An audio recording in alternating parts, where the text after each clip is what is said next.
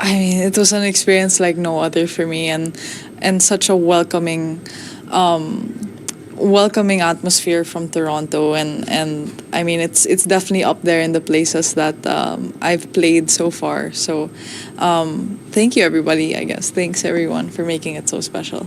Before she'd even swung a racket, the stadium was already hers. Flags waved, chants rose, and somewhere in that wall of noise, one name kept cutting through: Eala. Alex Eala had just landed in Cincinnati, and the crowd made sure she knew they'd followed her. Only days earlier, she'd walked off a court in Toronto carrying a loss that snapped a 7-match winning streak, a hard-fought battle against Olympic champion Belinda Bencic. 8 matches in 12 days will wear down anyone, and Eala didn't pretend otherwise. She was drained. She said so herself, half joking that what she really needed was a haircut and a manicure, because tennis had eaten up every spare minute of her life. So she took the time, a couple of days to breathe, to travel, to feel like a normal 20-year-old again instead of the face of a nation's tennis obsession. And then she showed up in Cincinnati looking rested, sounding lighter, and ready to write the next chapter. This time, she arrived as the 17th seed, the highest seeding of her career at any WTA 1000 event. That's a jump worth pausing on. In Toronto, just days before, she'd been seeded 25th. Now, thanks to her own ranking climb and a handful of withdrawals ahead of her, she'd cracked the top tier of seeds in a tournament stacked with the sport's biggest names. Currently ranked 20th in the world, that seeding also earned her a first-round bye, buying her a little more recovery time before her tournament even began. The numbers around this event are worth knowing too. The Cincinnati Open runs from August 13th through the 23rd at the Lindner Family Tennis Center in Mason, Ohio, with a 96-player singles draw that includes Aryna Sabalenka, Elena Rybakina, Jessica Pegula, and Coco Gauff.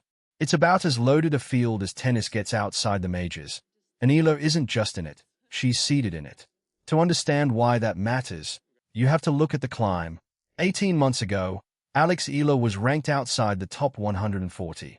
Since then, she's rewritten what's possible for a Filipino tennis player, becoming the first from her country to win a WTA two-level singles title when she claimed the title in Washington, and the first Southeast Asian woman to win a WTA 500 crown.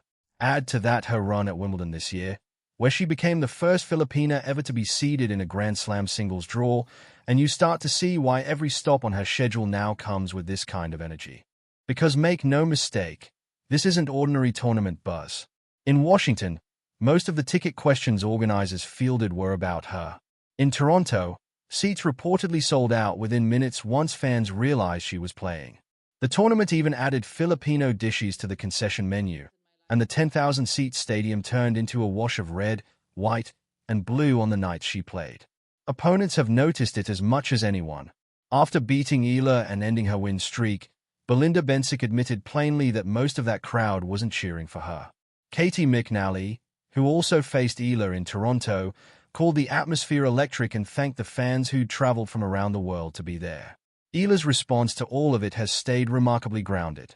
After the Toronto loss, she talked about counting her blessings rather than dwelling on the defeat, framing it as fuel for what comes next in Cincinnati and, eventually, New York. She's been open about carrying the weight of representing an entire country, but she's also flipped that idea on its head, saying that the fans filling those stands aren't just supporting her, they're representing the Philippines right alongside her.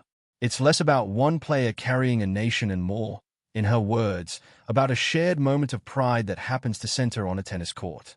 That shift, from individual storyline to cultural moment, is what's made comparisons to figures like Manny Pacquiao start to feel less like exaggeration and more like an honest read of what's happening. Fellow players have picked up on it too. Jessica Pegula has credited the Filipino fanbase with pulling new audiences into tennis altogether, and Coco Gauff has said much the same, pointing to Eala as someone genuinely expanding who watches this sport. None of that fame has been handed to her, though. Her Toronto run included a statement win over Alicia Parks and a gritty 3-set battle against McNally, the kind of results that build a resume, not just a following. That combination, real tennis substance paired with a fanbase unlike almost anything else on tour, is exactly why Cincinnati tournament officials and rivals alike have started describing her arrival in the same breath as words like phenomenon. Now that phenomenon has crossed into Ohio. The crowds may be smaller than Toronto's, but organizers and fans both expect the same flags, the same chants, the same electricity inside the Lindner Family Tennis Center. For Eala, this event functions as a proving ground. One last major test before the US Open begins on August 30th at Flushing Meadows in New York. She's heading into it with a healthier body, a clearer head, and the kind of ranking momentum that turns a promising season into a genuine breakthrough. What happens next is still unwritten. Will the 17th seed hold up against a draw full of Grand Slam champions? Will the crowd's energy translate into more deep runs, more milestones, more firsts for Filipino tennis? Nobody knows yet. But one thing is already certain. Wherever Alex Eala plays next, people are going to show up, and the tennis world is going to keep watching. If this story pulled you in, stick around. There's more of this journey still to come, and you won't want to miss the next chapter.